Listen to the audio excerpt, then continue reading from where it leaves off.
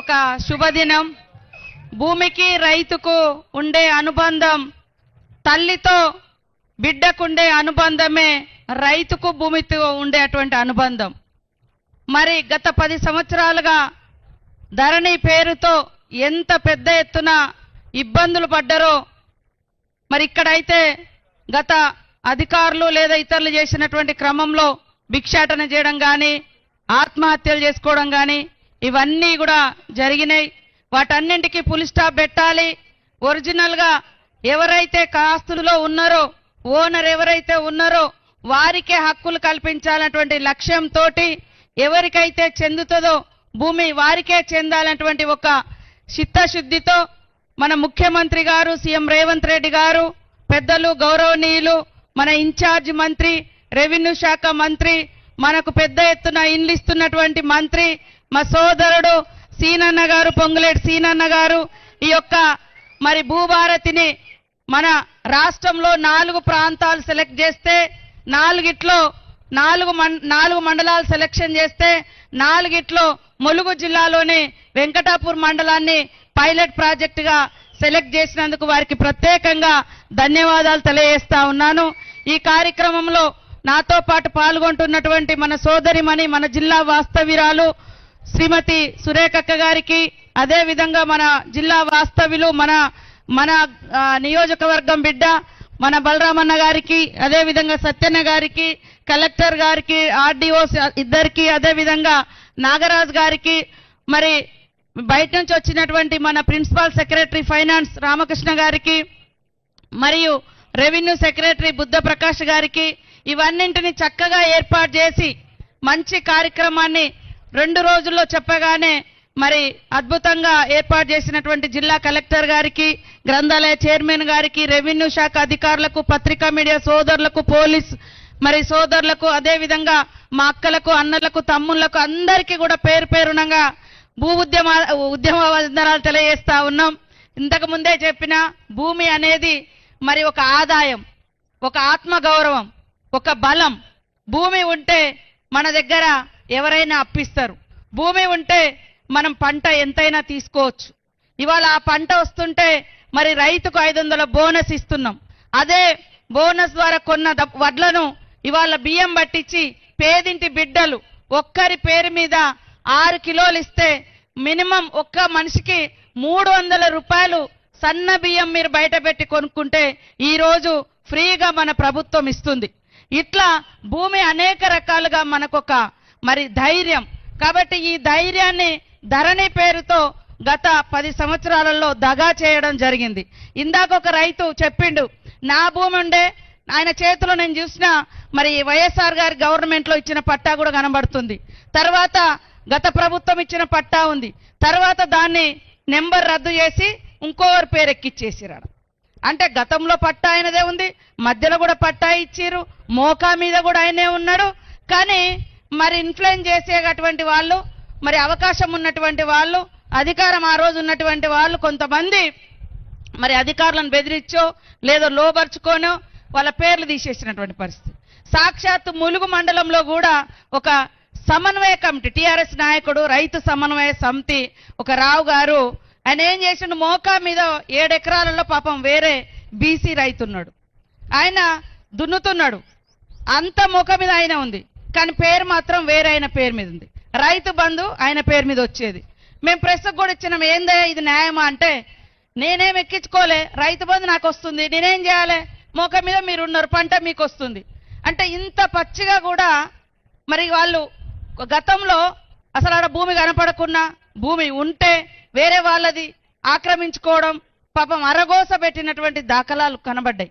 వాటన్నింటినీ చెక్ పెట్టాలనే ఉద్దేశంతో ఈరోజు భూభారతి చట్టాన్ని తీసుకొచ్చి ఎవరైతే అర్హత ఉందో, ఎవరికైతే చెందుతుందో వాళ్ళకే ఈ భూమి దక్కాలనేటువంటి లక్ష్యంతో కొత్త చట్టానికి శ్రీకారం చుట్టినటువంటి సీఎం రేవంత్ రెడ్డి గారికి, పెద్దలు రెవెన్యూ శాఖ మంత్రి పొంగులేటి శ్రీనన్న గారికి మరొక్కసారి ధన్యవాదాలు తెలియజేస్తా ఉన్నాను. అధికారులు కూడా మనం చూసినాం, గతంలో వీఆర్ఓలను వాడుకున్నంత వాడుకున్నారు గత ప్రభుత్వం, బీఆర్ఎస్ నాయకులు. ఎక్కడంటే అక్కడ వీళ్ళ భూమి వాళ్ళ పేరు మీద ఎక్కించుకున్నారు, వాళ్ళ వీళ్ళకి ఎక్కించారు. తర్వాత లాస్ట్కి ఏం చేసిర్రు, వాళ్ళే దొంగలు, అధికారుల దొంగలని వాళ్ళని తీసేసారు మొత్తం. ఎక్కింది ఏమో వాళ్ళ భూములు, వాళ్ళ పేర్ల వేరే వాళ్ళ భూములు వాళ్ళ పేర్ల మీద ఎక్కించుకున్నారు, వాడుకున్నారు, అధికారులను వాడుకొని ఎక్కించుకున్నారు. తర్వాత అధికారులను దొంగలని చెప్పారు. కాబట్టి దయచేసి అధికారులు కూడా, ప్రభుత్వం ఒక మంచి లక్ష్యంతో ఈ చట్టాన్ని తీసుకొస్తుంది కాబట్టి తీసుకొచ్చింది. న్యాయంగా ఎవరికి దక్కాలో అవసరమైతే 100 మంది ఆ ఊరోళ్లను, ఆ చుట్టుపక్కల కాస్తుదారులను తీసుకొచ్చి కూడా వాళ్ళ ముంగట సాక్ష్యాలు తీసుకొని ఇది నిజమా కాదా అని కూడా మనము విచారణ చేయాలి. కాబట్టి ఈరోజు మిగతా విషయాలన్నీ కూడా పెద్దలు సీనన్న గారు, సురేఖక్క గారు మాట్లాడతారు. ఇక్కడ వచ్చినటువంటి మా అక్కలకు అందరూ తెలుసు, ఈ ప్రభుత్వం పేదల ప్రభుత్వం, పేదల కోసం పనిచేస్తుంది. మేము ఏమేం పేదల కోసం తీసుకొచ్చినామంటే, మరి ఎర్ర బస్ ఎక్కేది పేదలే, పేదింటి ఆడబిడ్డలకు బస్ ఫ్రీ పెడితే వ్యతిరేకిస్తున్నారు బీఆర్ఎస్ వాళ్ళు. పేదింటి బిడ్డలు కూడా సన్న బియ్యం తినాలని సన్న బియ్యం పంపిణీ చేస్తే వాళ్ళు కళ్ళలో నిప్పులు పోసుకుంటున్నారు. పేదింటి గుడిసెళ్లలో ఉచితంగా ఇళ్లలో కరెంట్ ఇస్తే అది తప్పంటారు. మరి రాష్ట్రంలో, దేశంలో ఎక్కలేని విధంగా 500 గ్యాస్ కనెక్షన్ ఇస్తున్నాం, గ్యాస్ సిలిండర్ ఇస్తున్నాం, అది కూడా తట్టుకోలేకపోతున్నారు. 10 ఏళ్లలో ఎంతమందికి వెంకటాపురం మండలంలో ఇండ్లు వచ్చినాయో ఒక్కసారి ఆలోచించండి. ఈ రోజు మరి పెద్ద ఎత్తున ఇండ్లు కూడా శాంక్షన్ అయిన, నిన్న మొన్న ఫైనల్ కూడా చేయడం జరిగింది. ముఖ్యమంత్రి గారు, మంత్రి గారు, మరి రెవెన్యూ మన ఇందిరమ్మ ఇండ్లు కూడా ఇచ్చేటువంటి హౌసింగ్ మంత్రి గారు కూడా మన ఇన్ఛార్జి మంత్రి పొంగులేటి సీనన్న గారే. ఫస్ట్ పేదోళ్ళకే ఇయ్యాలి, తప్పకుండా ఈ 3-4 సంవత్సరాలు అందరికి ఇల్లు ఇస్తాం, కానీ ఫస్ట్ ఆకలయ్యేటోళ్ళకే అన్నం పెట్టాలనేటువంటి లక్ష్యంతో, గూడు లేనోళ్ళకే ఇల్లు ఇవ్వాలనేటువంటి లక్ష్యంతో ఇల్లులు కూడా ఇవ్వడం జరుగుతూ ఉంది. రైతు పంట పండిస్తే బోనస్ ఇచ్చడం జరుగుతూ ఉంది. రైతు రుణమాఫీ చేయడం జరిగింది. గుంట కూడా భూమి లేనటువంటి వాళ్ళు రోజు 100 రోజుల పని పోతే వాళ్లకు సంవత్సరానికి 12,000 రూపాయలు ఇవ్వడం జరుగుతూ ఉంది. ఇన్ని పథకాలు గతంలో ఎన్నడూ కూడా లేదు. ఇవాళ నీ భూమే కాదా తెలియదు, నీ భూమి ఇంకోటి పట్టా చేసుకుంటే చాలు, వాళ్ళ 100 ఎకరాలున్నా 500 ఎకరాలున్నా వాళ్ళ ఖాతాలలో రైతు బంధు వేసినమనేది, కానీ ఒరిజినల్ గా మోక మీద ఎవరున్నారో కూడా వాళ్ళు బయటికి తీయలే.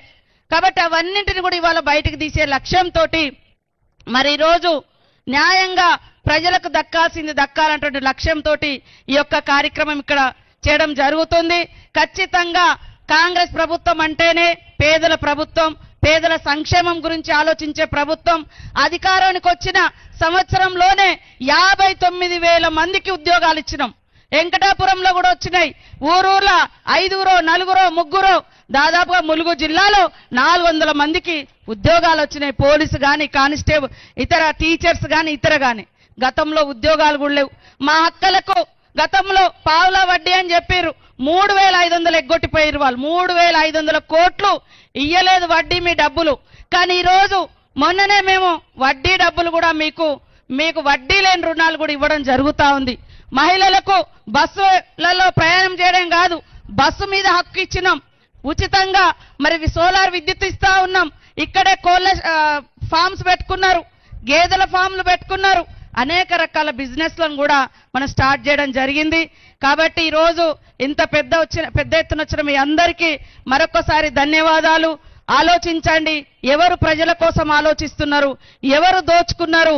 ఒక్క ధరణి పేరు మీద వేలాది ఎకరాలు కొన్ని కుటుంబాలు, అధికారంలో ఉన్నటువంటి ఆనాటి అధికార పార్టీ నాయకులు ఎట్లా ఆక్రమించుకున్నారో తొందరలోనే ఒక్కొక్కటి బయటికి వస్తుందని కూడా ఈ సందర్భంగా తెలియజేస్తూ ఈ కార్యక్రమాన్ని మంచిగా నిర్వహించినటువంటి కలెక్టర్ గారు, ఇతర అధికారులకు, అశేషంగా తరలి వచ్చిన